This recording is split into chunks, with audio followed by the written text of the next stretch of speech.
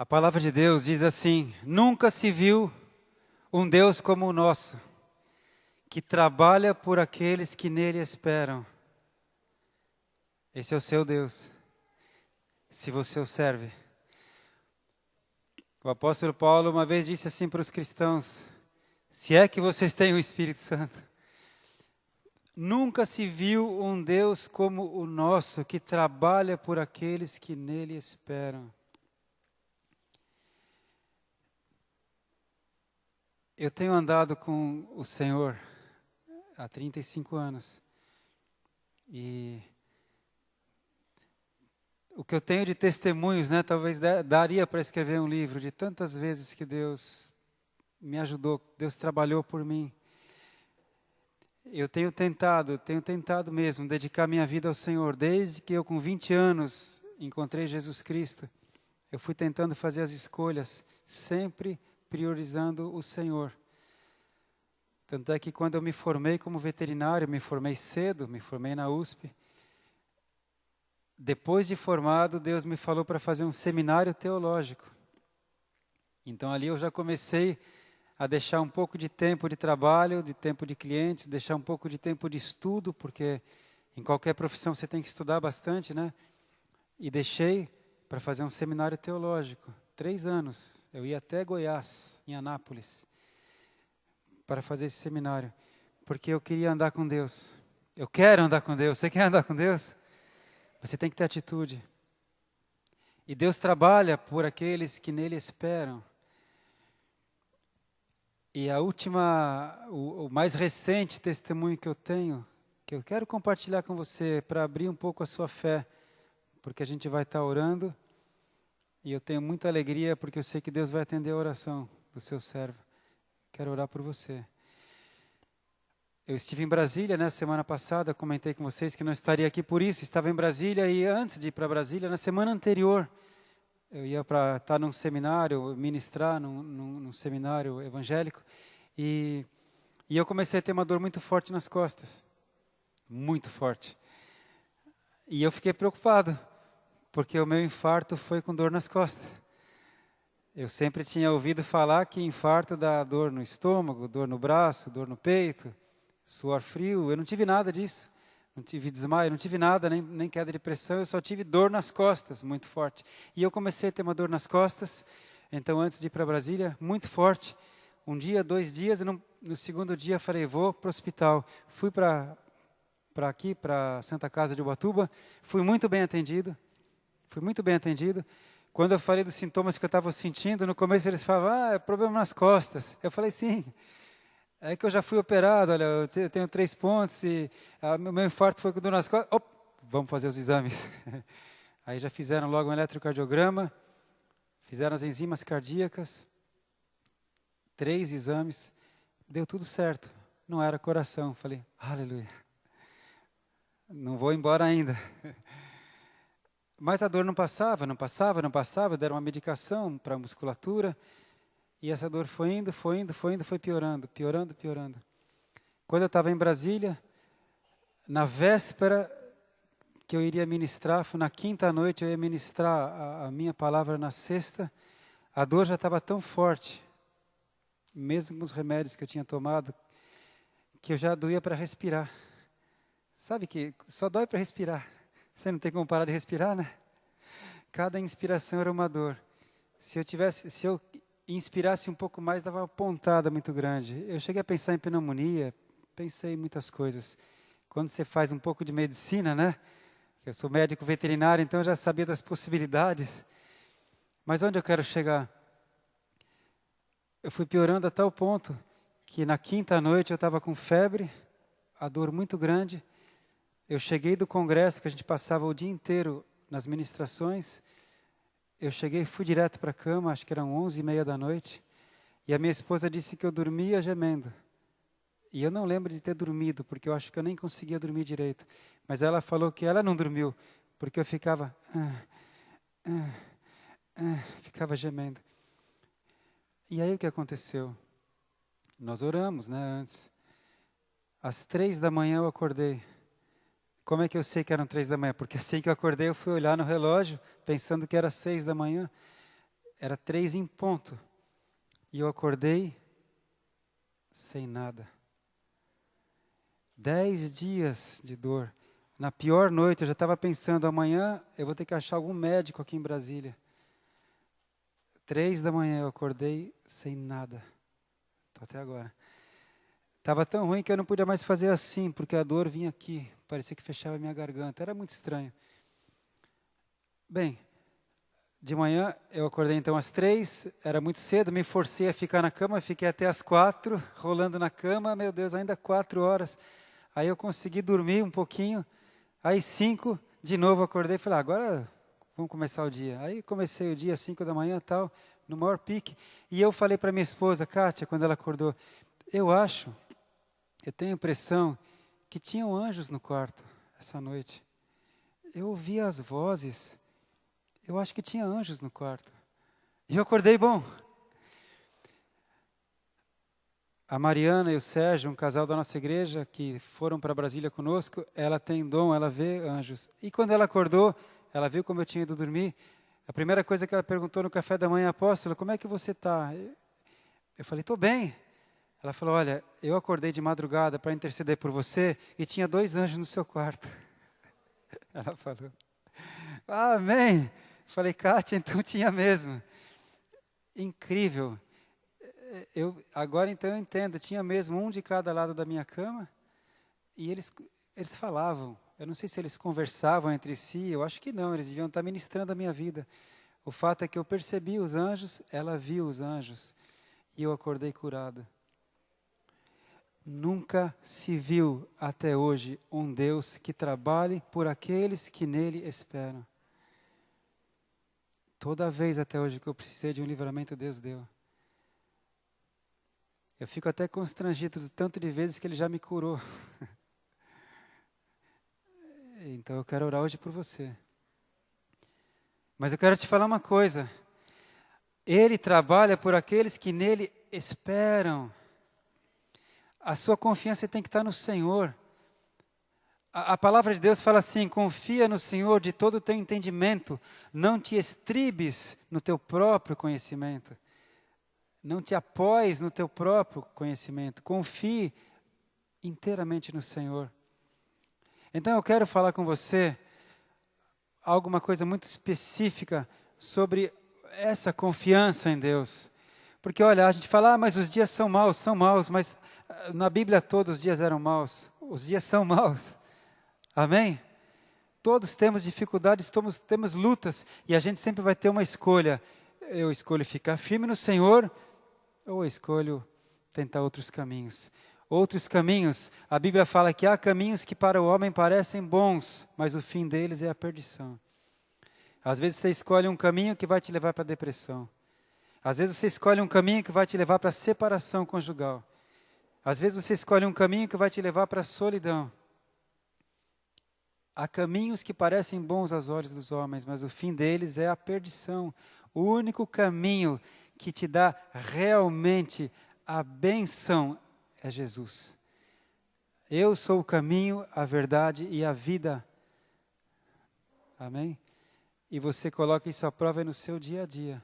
É na hora da sua aflição. Quando eu estava nessa noite que eu falei para vocês, eu falei, eu não vou tomar nenhum remédio, mas eu tinha tomado poucos remédios para dor, porque eu sou alérgico a tudo, não posso tomar nada. E eu falei, se for pneumonia, eu não quero mascarar os sintomas, eu não tomei nada para febre, não tomei nada para dor. Eu já estava pensando, eu vou acordar e vou num médico, porque deve ser pneumonia, dói para respirar. E quando eu não tomei nada, eu só pedi, por favor, orem por mim. Eu escolhi esperar em Deus mais uma vez. E Ele me curou. Aleluia!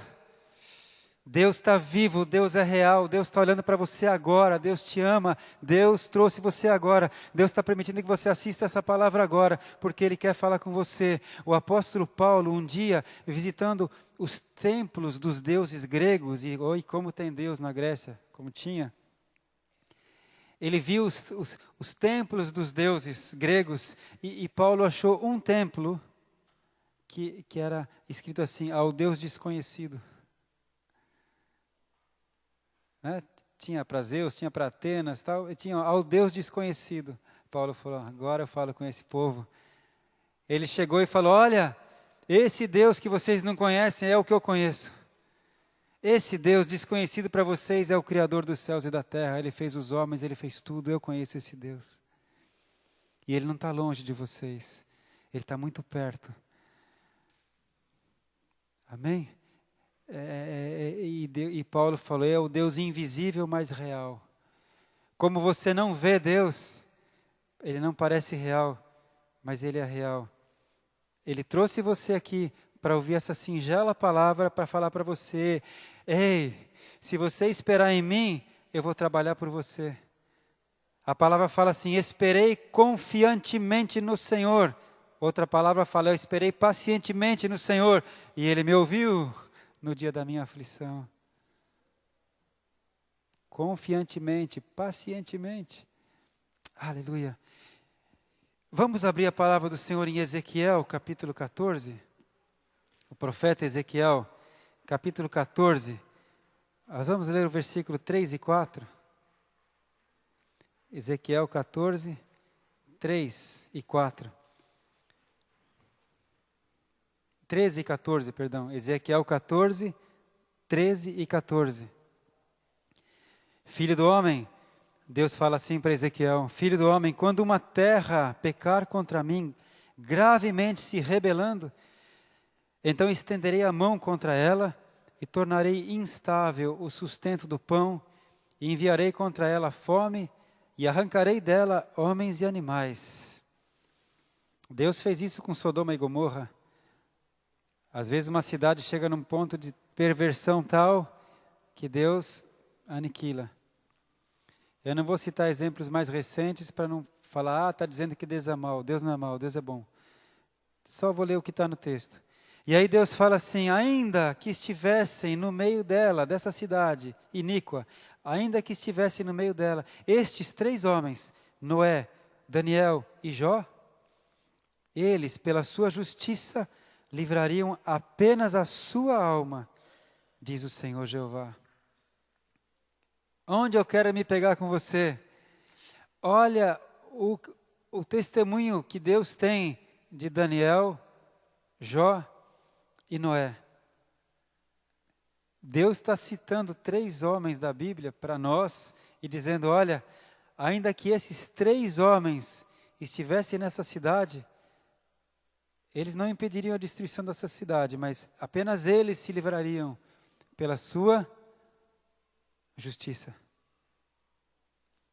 Quando Deus olha para você, Ele vê justiça em você. Não é tremendo a gente ver que Deus, o próprio Deus, Ele está falando com Ezequiel. Deus cita 3 homens que agradaram a Ele. Viveram em épocas, em gerações diferentes. Daniel, Noé e Jó. E essa palavra aqui, justiça, está vendo? Pela sua justiça. Sabe que palavra é essa aqui? Tzedaká. Lembra da Tzedaká? Aqui. Eles pela sua Tzedaká. O que é Tzedaká? O que é justiça? Deus é totalmente justo, totalmente reto, totalmente santo. Deus quer o bem para todas as pessoas. Deus não quer que ninguém sofra falta de alimento, que ninguém sofra fome, que ninguém sofra frio, que ninguém sofra por injustiça. Então, Deus exerce a sua justiça na terra através dos seus filhos. Por isso que quando um rei reinava sobre Israel ou Judá e ele era um homem íntegro, Deus já começa dizendo assim, fez o que era reto aos olhos do Senhor, agia com justiça, agia com integridade, ajudava a causa do pobre, ajudava a causa da viúva, ajudava a causa do necessitado, era justo nos julgamentos. Quanto mais poderosa uma pessoa for, mais chance ela tem de exercer justiça, não é?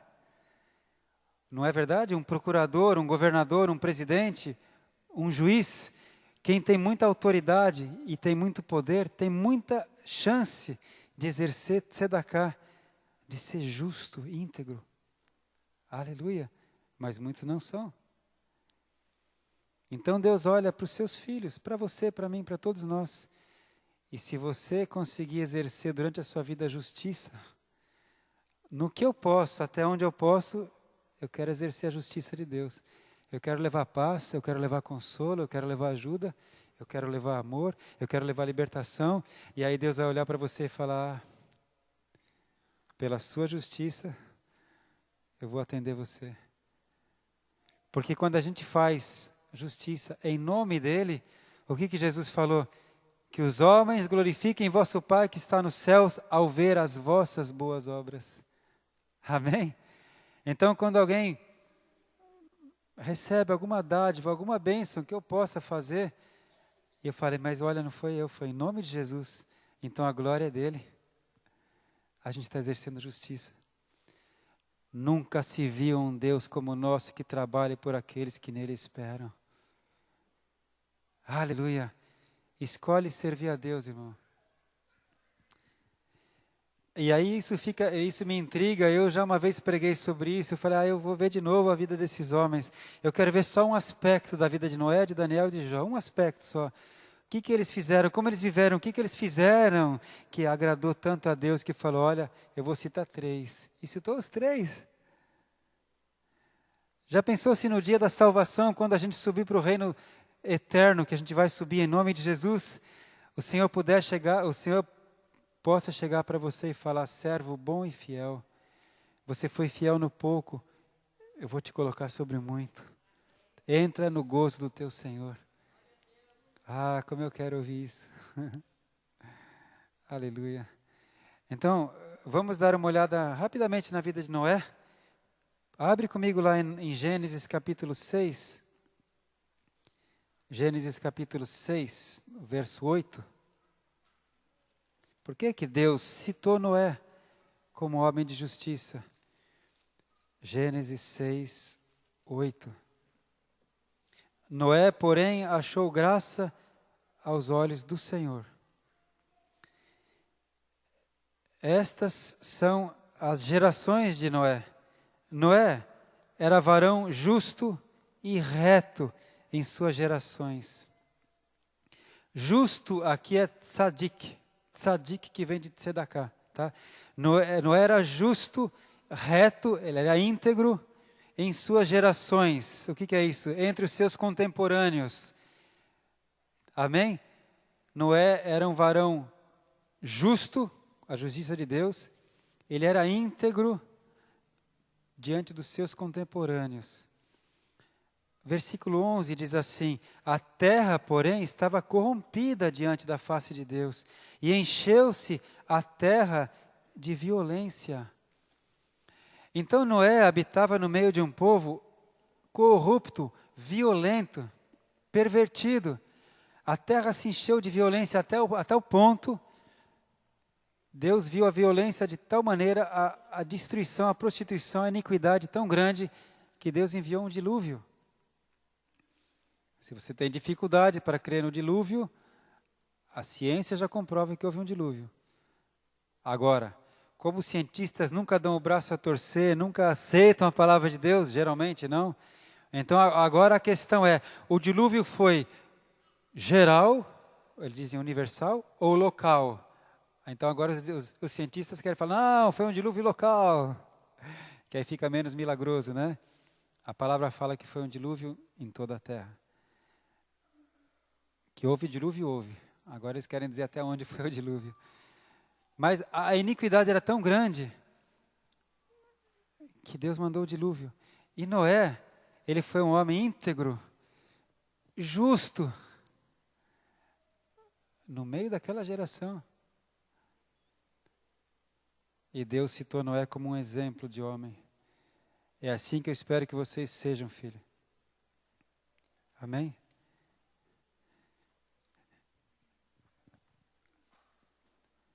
Vamos ver Daniel? Daniel capítulo 1. Daniel capítulo 1, versículo 3. Daniel 1, 3.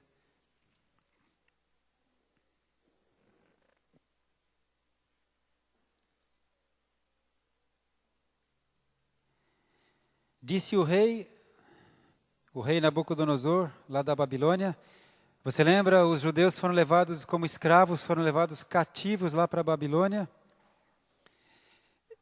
E então Daniel 1:3, disse o rei a Aspenaz, chefe dos seus eunucos, que trouxesse alguns dos filhos de Israel e da linhagem real e dos nobres, jovens, ouça isso, jovens, em quem não houvesse defeito algum, formosos de aparência e instruídos em toda a sabedoria e sábios em ciência e entendidos no conhecimento, e que tivessem habilidade para viver no palácio do rei, a fim de que fossem ensinados nas letras e nas línguas dos caldeus. Então, o rei Nabucodonosor separou alguns jovens dentre os hebreus, jovens escolhidos para morar no palácio, ficar 3 anos no palácio aprendendo a cultura dos caldeus. Amém? Amém? Você está comigo? O que tem isso a ver conosco? Primeiro que Daniel era jovem, hein? E tem muitos aqui que não são mais jovens e não agem nem com a sabedoria de Daniel quando era jovem. Porque a gente sabe que jovem não tem muita sabedoria, né? Desculpa os jovens, né? Jovem é 880, jovem é furacão, né? Você sabia que os pilotos de caça, eles são jovens, de 18 a 22 anos. Porque jovem não tem medo de nada, não pensa em nada. Vai no caça. Né? O piloto já chega com 30 anos e fala, acho que eu não vou pilotar caça, não. Daniel era jovem, e diz aqui então, a palavra no verso 8, e Daniel assentou no seu coração, Daniel propôs no seu coração não se contaminar com a porção do manjar do rei, nem com o vinho que ele bebia, portanto pediu ao chefe dos eunucos que lhe concedesse não se contaminar. Versículo 9. Ora, Deus deu a Daniel graça e misericórdia diante do chefe dos eunucos. E aí o chefe dos eunucos permitiu. O que Daniel fez? Por que Deus falou, olha, Daniel foi um homem de justiça. Daniel ainda era jovem. Ele ia morar no palácio do rei. Imagina isso. Os seus amigos jovens, os seus parentes, os judeus todos estavam vivendo como escravos, às margens do rio Tebar, escravos, em tendas. Daniel foi chamado para morar no palácio do rei, para comer os manjares do rei, para aprender a cultura do rei. Está entendendo? O rei mudou o nome de Daniel, dos seus 3 amigos, mudou o nome, deu nomes caldeus para eles. Daniel tem um nome dado por Deus. Daniel quer dizer, Deus é o meu juiz. Ele é Deus. Deus é o meu juiz, Daniel. O Nabucodonosor mudou o nome dele. Deu o nome caldeu.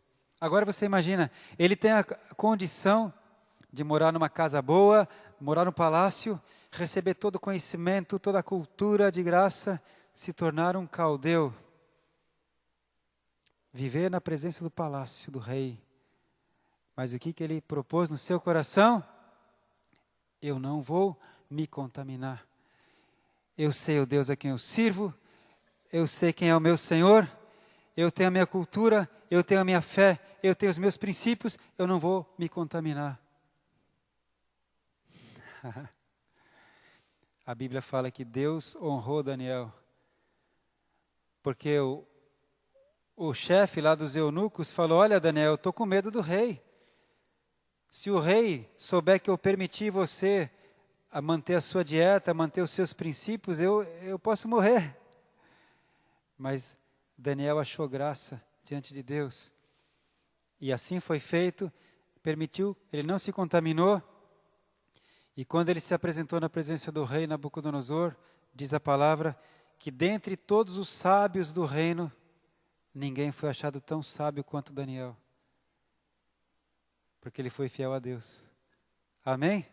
E além de tudo, nenhum dos magos do rei interpretava sonhos como Daniel interpretava. Porque na verdade o Espírito de Deus interpretava para Daniel. Onde eu quero chegar? Um homem que vivendo no meio de uma outra cultura, outros deuses, ele falou, jovem, eu não vou me contaminar. Eu vou continuar vivendo com o meu Deus, pelo meu Deus e para o meu Deus. E Deus fala, olha, Daniel pela sua justiça se salvaria. Ah, mas a nossa geração é tão ruim, todo mundo é pervertido, todo mundo é corrupto, ninguém nem me entende, as pessoas me julgam porque eu sou crente. Amém. Esse é o contexto.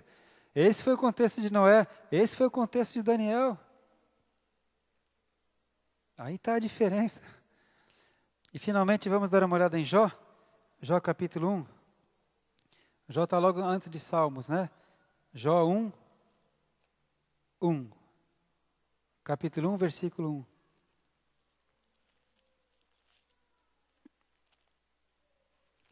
Jó 1. Havia um homem na terra de Uz, cujo nome era Jó. E este era homem sincero, íntegro, né? Reto, temente a Deus, e desviava-se do mal. Aleluia. O testemunho que as pessoas tinham de Jó era esse. Ele era um homem sincero, quer dizer, íntegro. Ele era reto, quer dizer, honesto. Ele era temente a Deus, ele respeitava a Deus e ele se desviava do mal. Aleluia. Agora olha, irmão, você sabe, Jó, ele era considerado um juiz na cidade dele. Ele era respeitadíssimo. As pessoas vinham a ele buscar conselho. Ele era riquíssimo. Quando você faz a conta do que Jó tinha em número de camelos, cabras, ovelhas, terras, servos, se fosse pelo padrão de hoje, ele era bilionário. Porque cada camelo tem um preço, cada ovelha tem um preço, cada terra tem um preço. Ele era bilionário. Ele era respeitadíssimo. Só que com todo esse poder, com toda essa riqueza, ele era justo. Tzedaká. Os pobres vinham até ele, ele aconselhava, ensinava e ajudava. As pessoas vinham até ele, ele julgava a causa deles e fazia justiça. Satanás olhou para esse homem e falou, eu vou destruir esse homem aí. Depois você lê o começo do livro de Jó, capítulo 1 e 2. Satanás foi até a presença de Deus. E algumas pessoas falam, mas será que então Jó não é só uma história bíblica? Se fosse só uma história bíblica, Deus não citaria Jó através de Ezequiel como um homem de Tzedaká, né? Jó foi um homem real. Então Satanás foi até a presença de Deus e falou, olha Deus, o Jó é assim tão bonzinho, ele é assim tão justo, ele se desvia assim do mal desse jeito. Também o Senhor cercou ele de todos os bens. Ele tem tudo o que ele precisa. Tira o que ele tem e você vai ver, Deus. Você vai ver se ele não te blasfema na cara. Isso está na Bíblia. E Deus falou, não, Satanás. Jó é um filho que eu posso confiar. Você pode tirar os bens dele. Deus permitiu que Satanás tirasse os bens de Jó. Você pode tirar os bens dele e você vai ver quem é Jó. Aleluia. Você sabe o que é isso? Deus colocando o amor, a confiança em um homem, porque o homem tem livre-arbítrio. O homem pode se desviar. Satanás desceu babando. Num dia só, a palavra fala que todos os filhos e filhas de Jó estavam reunidos na casa de um deles, celebrando o aniversário de um deles. Satanás mandou um vento muito forte, caiu o telhado e matou os 10 filhos e filhas de Jó. Nesse mesmo dia, quando Jó recebeu essa notícia trágica, Jó, os teus filhos estavam reunidos e morreram todos. E a palavra fala que Jó orava sempre pelos seus filhos. A palavra fala que Jó falava o seguinte, olha Deus, se acontecer que algum dos meus filhos tenha pecado contra ti, eu estou agora orando por eles. Todos morreram num só dia. Quando aquele mensageiro ainda estava contando essa tragédia, chega outro mensageiro e fala: olha, Jó, os caldeus vieram e roubaram todos os teus camelos. E ainda contava isso, veio um outro e falou: Jó, aconteceu uma tragédia, vieram e levaram todas as tuas ovelhas. E no mesmo dia, Jó recebeu notícia de que ele perdeu tudo em um dia. Os filhos e toda a riqueza.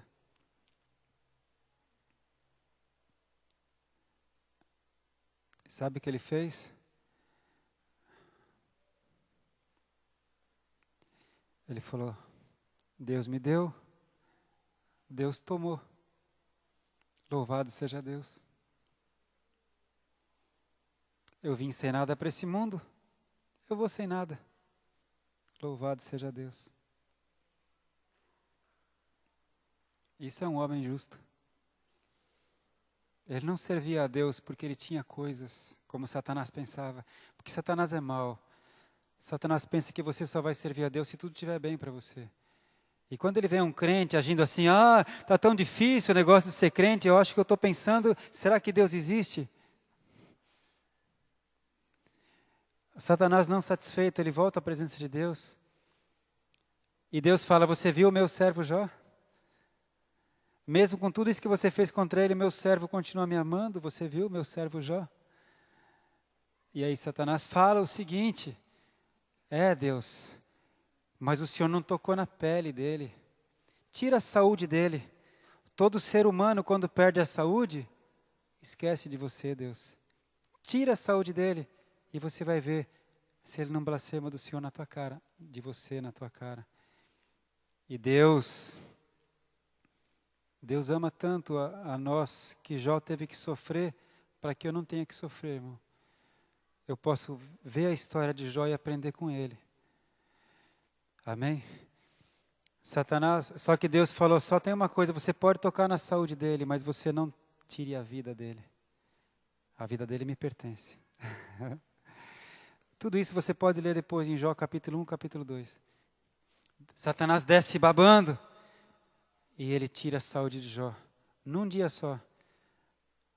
Jó perdeu toda a saúde. A Bíblia fala que ele ficou com feridas, com chagas no corpo inteiro, da planta dos pés ao alto da cabeça, inclusive a língua. Ele fedia, ele tinha pus. Ele fedia tanto que ele foi levado para o lixo da cidade. Aquele que era juiz, riquíssimo, não tem mais nada. E ele ficou afastado por causa do cheiro que ele tinha. Desprezado. Porque as pessoas julgam e falavam: ele está assim porque fez alguma coisa errada, Deus está castigando ele. Mas faltava o golpe de misericórdia. A esposa de Jó. Ele ainda tinha a esposa. A esposa chega para ele e fala: Jó, não te resta mais nada, Jó. Você não tem mais nada, nem saúde. Amaldiçoa o teu Deus e morre. Era o que Satanás queria. Um dia Satanás usou a boca de Pedro, agora Satanás usou a boca da esposa dele. E o que Jó falou? Mulher, você fala como uma louca. Deus deu, Deus tomou, louvado seja Deus. E aí diz a Bíblia que em todas essas coisas Jó não pecou. Meu Deus. Satanás desistiu, não tinha mais o que fazer. Aí Deus começou a trabalhar. Deus se apresentou para Jó. Sabe, às vezes quando você está no maior sofrimento, às vezes quando você está lá no desertão mesmo, às vezes quando você não tem mais nada para você confiar e você finalmente fala: eu preciso do Senhor, Deus. Porque Jó, chegou uma hora que ele falou: eu sei que o meu Redentor vive, eu quero conversar com Ele. Eu não fiz nada para merecer isso, eu quero falar com o meu Deus. E ele ficava falando: eu quero falar com Deus. E aí Deus se apresenta a Jó e começa a conversar com Jó. Os capítulos mais lindos da Bíblia é a conversa de Deus com Jó. Até que Jó fala assim: olha, eu conhecia Deus de ouvir falar, mas agora eu conheço de andar com Ele. E quando ele conhecia Deus, só de ouvir falar, ele já era íntegro desse jeito. Agora então, que Deus falou com ele, e a palavra fala que Deus restaurou a vida de Jó. Deus restaurou o casamento. Deu novos filhos para ele. A gente sabe que um filho não substitui a outro. Claro. Mas a gente sabe que ou você leva a dor de uma perda pela vida toda e vive infeliz a vida toda, ou você entende que tudo tem um propósito e você recebe o que Deus tem para você e vive feliz a vida toda. Porque na vida eterna, eu já não tinha só 10 filhos, tinha 20. Nesta vida ele teve 10 e 10. E na vida eterna ele tinha 20. E a palavra fala que Deus restaurou o casamento, restaurou os filhos, e a riqueza ele recebeu em dobro do que ele já tinha. Ele já era bilionário, agora ele é, trilionário. Mas o mais importante é que Deus fala, o meu filho foi um homem de justiça na terra. Eu quero exortar você, eu quero convidar você a mudar a sua maneira de viver, a mudar a sua maneira de pensar, a mudar a sua maneira de encarar a vida. É muito claro, pela palavra, que muitas vezes é o nosso inimigo, é o inimigo de Deus, é Satanás que vai espremer você para ver se você geme, se você chora. Entende? É Satanás que vai espremer você onde mais você é sensível, para ver se você blasfema Deus, se você abandona Deus, se você deixa de ser justo e reto. Quem já foi tentado a falar assim, até hoje eu vivi certinho, agora eu vou aproveitar a vida. Morreu. Ali você morreu. Até hoje você viveu certinho, então agora vive certinho com Deus. Até hoje você ouviu falar de Deus. Anda com Deus.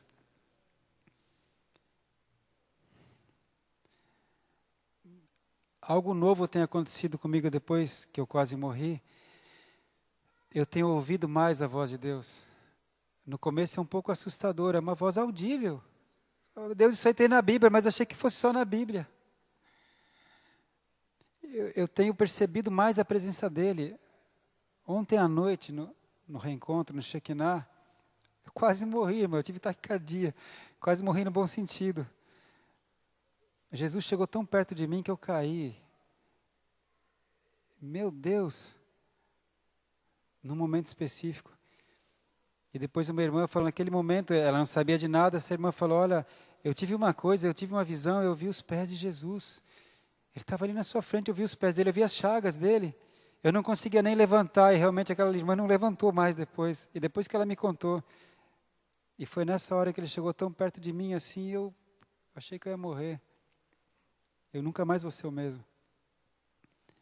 Anda com Deus, busca a Deus, adora Jesus, vive essa palavra na sua vida. Você está tendo luta? Todos eles aqui tiveram luta. Todos eles tiveram luta. O problema é variado, cada um tem um problema. Um tem problema financeiro, outro tem problema na saúde, outro tem problema na família, outro tem problema no casamento, outro tem problema com o filho, outro tem problema com o vício.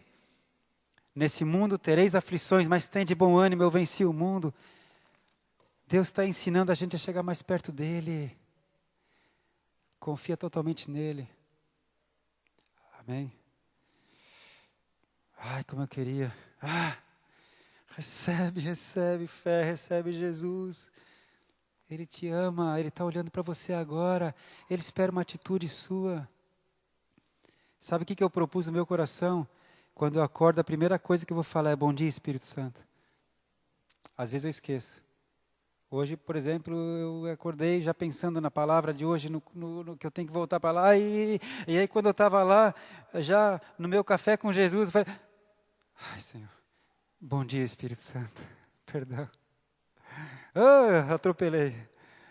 Eu propus no meu coração que a última palavra que eu vou ter antes de dormir é obrigado, Senhor, por esse dia. Eu propus no meu coração que durante o dia eu lembre dele a maior parte das vezes possíveis, me lembre dele. Eu quero ler com você mais um versículo que eu quero orar com você em cima desse texto. 1 Coríntios 10, 12. 1 Coríntios 10, 12. Aleluia. A palavra é viva e vai se cumprir na sua vida. Deus não é homem para que minta, nem filho do homem para que se arrependa. E essa palavra é fiel, digna de toda aceitação. 1 Coríntios 10, 12. Aquele, pois, que pensa estar em pé, olha que não caia. Sabe quando você corre maior perigo? Quando você pensa que você está em pé, que está tudo bem. Quando você está bem, você baixa a guarda. Pensa, não é assim? Quando você está bem, você ora menos, você busca menos, você congrega menos. Tem dois extremos do ser humano. Ou quando você está com tudo muito bem, você esquece de Deus, você abaixa a guarda. Ou quando você está muito mal, que o diabo já está te levando para o outro caminho, aí você também já deixa de buscar Deus, deixa de congregar. Vocês já viram essas lutas de MMA ou mesmo de boxe? Quando um lutador está tão confiante na sua agilidade, na sua perícia, ele abaixa a guarda, não é? Você já viu? Ele abaixa a guarda, fica assim, até rindo do outro, fica assim, só se esquivando. Ele leva um direto, né? Aquele que pensa que está em pé, veja que não caia. Não confia em você, confia em Deus. Porque ele fala assim, não veio sobre vós tentação que não fosse humana, mas fiel é Deus, que não vos deixará tentar acima do que podeis. Antes, com a tentação, dará também o livramento, para que a possais suportar. Aleluia! Assim como Deus estava no controle da vida de Jó, Deus sabia até onde Jó podia. Deus sabia. Deus permitiu que Satanás primeiro tocasse em todos os bens de Jó. E Jó permaneceu firme. Aí Deus permitiu que Satanás tocasse na saúde de Jó. Deus permitiu. Mas ele botou as regras sempre para Satanás. Você não tire a vida dele. Você vai até aqui. Porque Deus sabia até onde Jó podia chegar. E a Bíblia fala que essas coisas foram escritas para o nosso ensino e advertência. Amém? Então Deus nunca vai permitir que você seja tentado mais do que você possa suportar. Antes, juntamente com a tentação, Ele dá o escape, Ele dá o livramento. Só que Deus está te ensinando a buscar nele a tua ajuda. Buscar nele o teu socorro. Amém? A gente busca psicólogo, a gente busca médico, a gente busca ajuda financeira, a gente busca conselhos. Tudo isso é lícito, claro. Mas acima de tudo, busca Deus. Confia em Deus, espera em Deus. E se qualquer conselho, se qualquer situação for contrária à palavra, escolha a palavra. Porque na última hora, na hora da morte, só quem vai poder te livrar é Deus. Deus vai te ajudar na sua tentação. Deus vai te ajudar hoje. Que ousadia é essa que você está falando? Eu não estou falando meu nome, eu não sou ousado, eu sou tímido. Eu estou falando em nome dEle. Se você estiver disposto a andar com Ele, a viver por Ele, a exercer a justiça dEle, onde é que você pode exercer a justiça dEle? Na sua casa, no seu lar, na sua família. Onde você pode exercer a justiça dEle? Lá no seu trabalho, lá no seu colégio, na sua faculdade. Exerce a justiça dEle. Anda como príncipe, anda como princesa que você é. Amém? Só os nobres podem ser bons.